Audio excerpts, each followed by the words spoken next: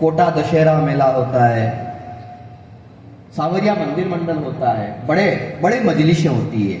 इन दिनों कवियों की ब्रांडिंग हो गई है, हम भी वहां बड़ा लिफाफा लेते हैं, वहां पे धन कविता सुनता है। यहाँ पे प्रकाश जी ने बुलाया है तो छोटा लिफाफा है, यहाँ मन कविता सुन रहा है, जैसा कि कहा था निसार ने। लेकिन एक बार जरा अपने दोनों हाथ हवा में उठा दीजिए, दोनों हाथ, और जोरदार तालियां बजा दीजिए। हो जाएगा, अच्छा हो जाएगा कवि सम्मेलन। कारण क्या है कि जब कम लोग कविता सुनते हैं और ज्यादा लोग कविता सुनते हैं, तो हमको ज्यादा लोग कविता सुनते हैं तो हमें ऐसा लगता है हम कौरवों को कविताएं सुनते हैं, लेकिन कम लोग सुनते हैं तो हमें ऐसा लगता है हम पांडवों को कविताएं सुनते हैं। ये मैं आपकी चापलूसी कर रहा था। अब मैंने चापलूसी में थोड़ी बहुत सफलता मुझे मिली। ये बिटिया अभी इसने प्यार मोहब्बत जो भी है, इसने अभी नर्सरी में एडमिशन लिया है, अभी तक तो इसने होश ही नहीं संभाला है। जिसे होता है चिड़िया पंख फड़फड़ाती है, चोंच खोलती है, उसको पता ही नहीं होता उड़ना किस दिशा में है। पर इसने बेटियों का गीत और कविता अच्छी सुनाई। एक बार इस बिटिया के लिए भी तालियां बजा दो। भावना ने अच्छा कविता पाठ किया हो। आपकी तालियां कवियों को ऑक्सीजन देती है। प्रकाश जी देश के बड़े संचालक हैं, बहुत बड़े संचालक हैं। ये बहुत इनकी सहजता है, सरलता है कि क्योंकि जैन समाज से हैं तो आपकी भी सहज उपलब्ध हो जाते हैं। और ये इनके बहाने, और उम्र में बड़े हैं, कविता में बड़े हैं, तो हमारा आर्थिक शोषण भी ये कर लेते हैं। सस्ता और अच्छा कवि सम्मेलन करवाना हो भविष्य में, कहाँ गए नगर पालिका अध्यक्ष, किधर बैठे? प्रकाश जी से संपर्क।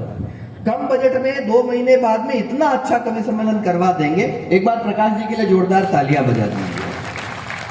मैं एक बार ऐसे एक कवि सम्मेलन का संचालन कर रहा था, मुझे आयोजकों ने कहा आज एक संस्कृत का कवि भी कविता पाठ करेगा। मैंने कहा संस्कृत तो भाषाओं की मां है, इसका विस्तार होना चाहिए। आयोजक बोले ऐसा कुछ नहीं है, आपको संस्कृत की कविताओं का हिंदी में अनुवाद करना है। सोजत वालों, मैं हमेशा संस्कृत में सप्लीमेंट्री से पास हुआ, अपने को नहीं आती। मैंने कहा पब्लिक को आती है क्या? बोले पब्लिक को तो बिल्कुल नहीं आती। मैंने कहा फिर क्या संकट है, कर दूंगा अनुवाद। कवि आया, कवि ने आते ही पंक्ति पढ़ी, त्रिया चरित्रम पुरुषस्य भाग्यम। मैंने कहा स्त्री का चरित्र देखकर पुरुष भाग गया। वो बोला देवो न जानाति कुतो मनुष्य। मैंने कहा देवता भी नहीं जानते आदमी कुत्ता होता है। मैं तो स्कूल में बच्चों को पढ़ाने का काम करता हूं। आ जाओ, मैं स्कूल में बच्चों को पढ़ाने का काम करता हूं। मैंने एक बच्चे से पूछा, मैंने कहा बेटा ये बताओ तमसो मां ज्योतिर्गमय, इसका क्या अर्थ होता है? बच्चा बोला तू सो जा मां, मैं ज्योति के पास जा रहा हूं। आजकल के बच्चे नहीं होते हैं, वो डायरेक्ट गूगल से डाउनलोड होते हैं, अब्बा होते हैं। तो कविता में 3 अक्षर हैं, कविता। क यानी कल्पना, वी यानी विचार, ता यानी तालमेल।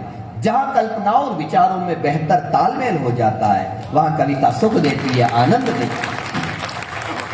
जैसे मैंने कभी कहा था कि कानों में कुंवारी के जो रहती है बालियां, जुड़ना, थोड़ा सा जुड़ जाना मुझसे, मैं 10-15 मिनट आपके बीच में ज्यादा प्राण नहीं पीऊंगा। कानों में कुंवारी के जो रहती है बालियां, बालियों से प्यारी लगे जीजा जी को सालियां, सालियां परोस लाई लड्डुओं की थालियां, थालियों की कविता बजाइएगा तालियां। देखो ऐसा नहीं ताली नहीं बजा रहे, ऐसे गलत बात मत किया करो। जो भी पढ़ लियो ताली कमा रही है, ताली कमा रही है। माल अच्छा होगा तो बिकेगा। ये सोजत के लोग हैं। ये मेहंदी जब ढंग की बेच सकते हैं पूरी दुनिया में, तो कविता तो ढंग की लेंगे ही लेंगे। तो मैं अब आपके हाथों में कविता की मेहंदी लगाने जा रहा हूं, गीतों की मेहंदी लगाने जा रहा हूं। अगर जहां जहां तक आपका मन मिलेगा तो मुझे ऐसा लगेगा कि आज प्रकाश जी ने मुझे आपके बीच में लाके मेरे गीतों को प्रकाशित कर दिया है। उसकी आंखों में मोहब्बत की चमक आज भी है, उसके दिल में मेरे प्यार पे शक आज भी है। नाव में बैठ के धोए थे कभी हाथ उसने, सारे तालाब में सोजत के मेहंदी की महक आज भी है।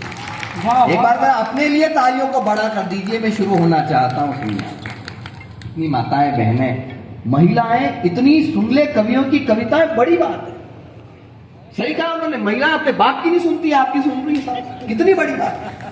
नारी शक्ति है, मैं जानता हूं। नारी क्या है? शक्ति। पुरुष शक्ति कपूर।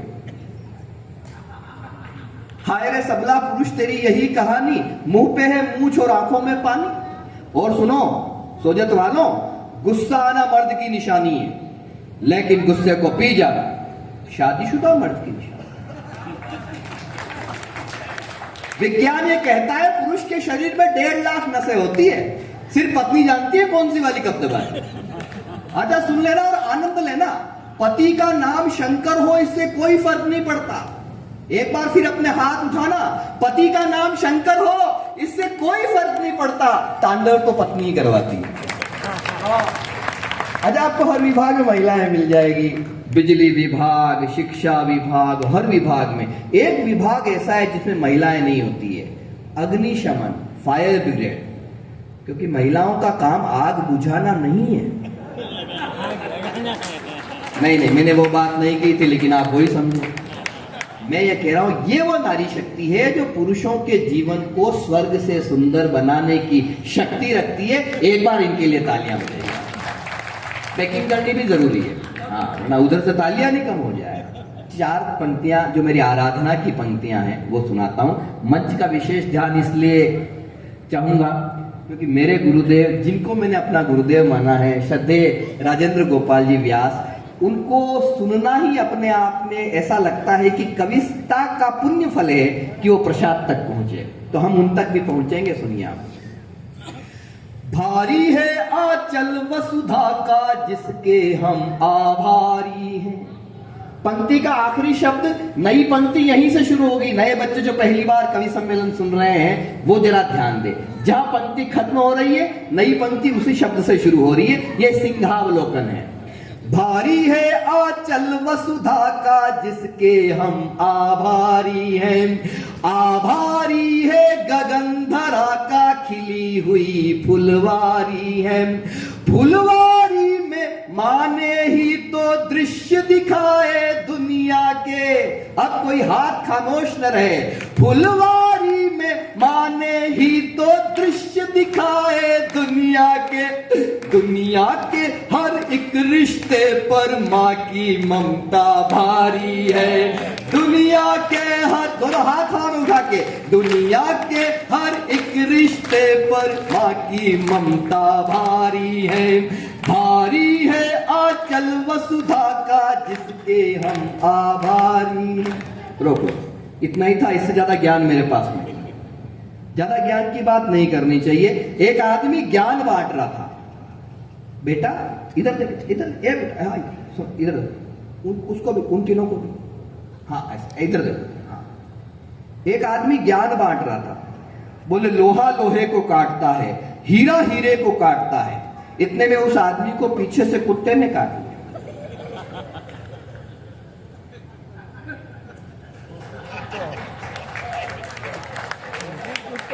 भीड़ में से आवाज आई, कुत्ता कुत्ते को काटता है। ज्ञान तो ज्ञान, गालियां बदल गई। 2 बच्चे आपस में झगड़ रहे थे, 2 बच्चे आपस में झगड़ रहे थे। एक बोला तेरी माँ राधे माँ, दूसरा बोला तेरा बापू आशाराम बाबा। संस्कार वो रहे नहीं। एक आदमी पहुंचा निर्मल बाबा के दरबार में, हाथ खड़े कर, कौन कौन जानता है? अच्छा, समोसा खाया? चटनी का रंग कौन सा था? एक आदमी पहुंचा निर्मल बाबा के दरबार में, बोले बाबा जी बहुत दुखी हूं। बोले तुम्हारी शादी हो गई? बोले हो गई। बोले कभी पत्नी के हाथ के बनाए हुए पराठों की तारीफ की है? बोले नहीं की।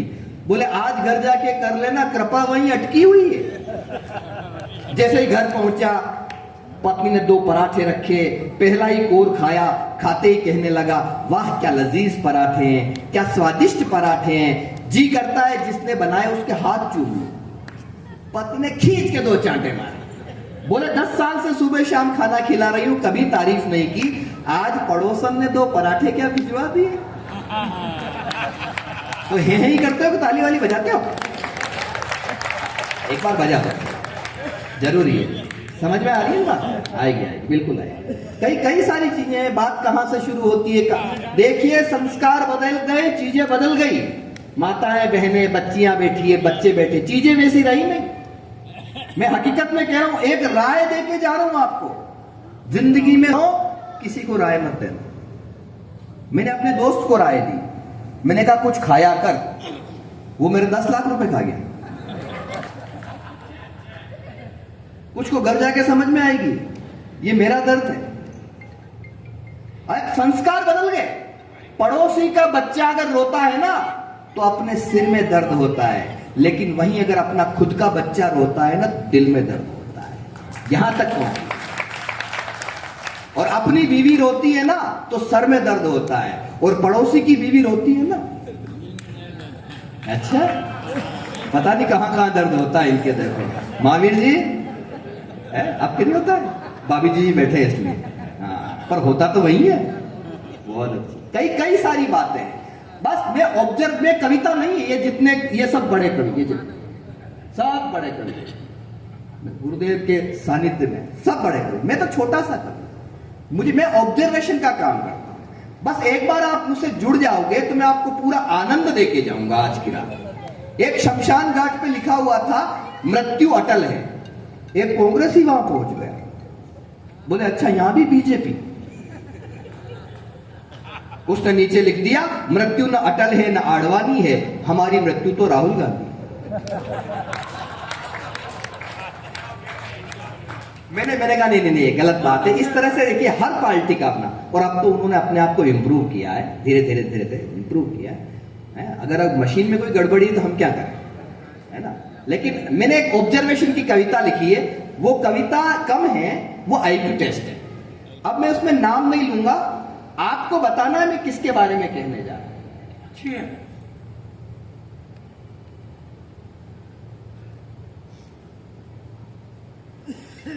आप तालियां बजा के बता दो मैं कवि सम्मेलन में, घर से फोन आया है, बीवी ये कह रही है कहां हो, पता नहीं वो शक करेगी। इस मोबाइल का आविष्कार किसी शंकालु पत्नी ने किया, मैं सच कह रहा हूं।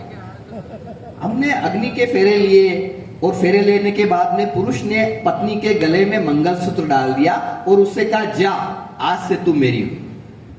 पति गया मोबाइल, पत्नी गई मोबाइल की शॉप पे, उसने एक महंगा मोबाइल खरीदा, स्मार्टफोन, और अपने पति के जेब में डाल दिया, बोले जा आज से तू मेरा हुआ। अब आप कहीं भी जाते हो तो वो फोन करके कंफर्म करती है, हेलो हेलो कहां हो, तो मैं कहता हूं उधर से मैं कार चला रहा हूं, तो वो कहती है होल्ड बजा के बताओ। अच्छा इस चक्कर में कई बार प्रकाश नागौरी जी को मुंह से पोपो करनी पड़ती है, एक बार इनके लिए ताली बजाओ। तो एक कविता मैंने ऐसी लिख दी, इस कविता में मैं नाम किसी का नहीं लेता हूं, आप अगर समझ जाओ कि मैं किसके बारे में कहने जा रहा हूं, कह रहा हूं, तो मुझे अपनी तालियों से बता देना, तो मुझे समझ में आ जाएगा कि मुझे आगे पढ़ना है कि नहीं पढ़ना। पहला किरदार मैं आपको सौंप रहा हूं, मंच का भी ध्यान चाहूंगा, ऐसे भी करना पड़ता है। पहला किरदार कि दिल्ली भी हमारी पंजाब भी हमारा, अब धरने पे धरना लगा के मार डालूंगा। समझे, समझ जाओ तो मुझे समझा था ना कि समझ गए।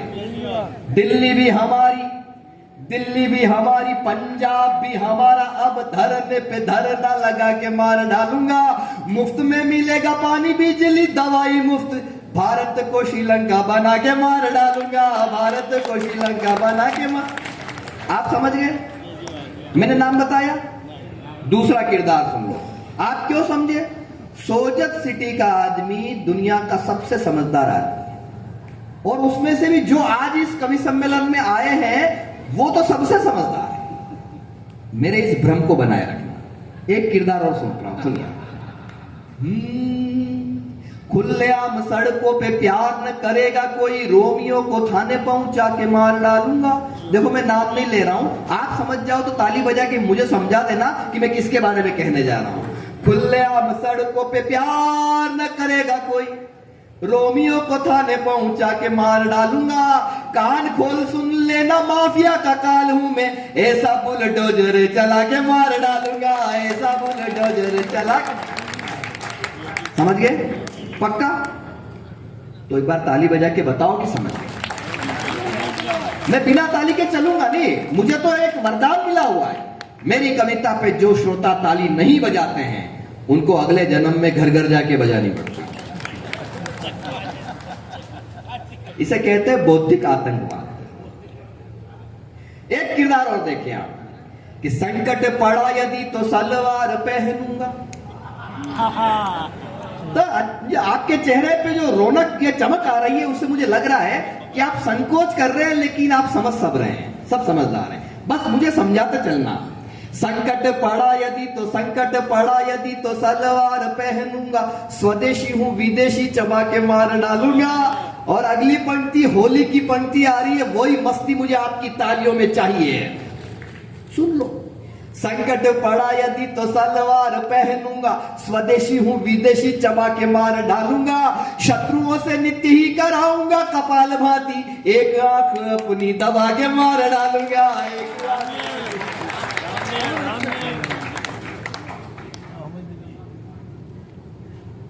आप अब तक समझते गए, किसी किसी ने नहीं समझा तो पास वाले ने समझ लिया। अब अपने चेहरे को ऐसा कर लो कि अगर आपके समझ में नहीं भी आए तो पड़ोसी को पता लग जाए कि आप समझ रहे हो।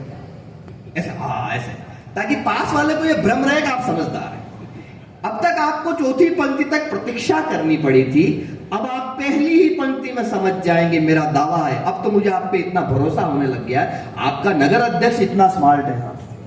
एक बार इनके लिए ताली बजाए, है क्या है? और यकीन मानिए, इसका 4 गुना पेमेंट हम वहां लेंगे प्रकाश जी के संचालन में। पेमेंट बढ़वा दिया आपका? हाँ बिल्कुल, बड़े दिल वाले हैं।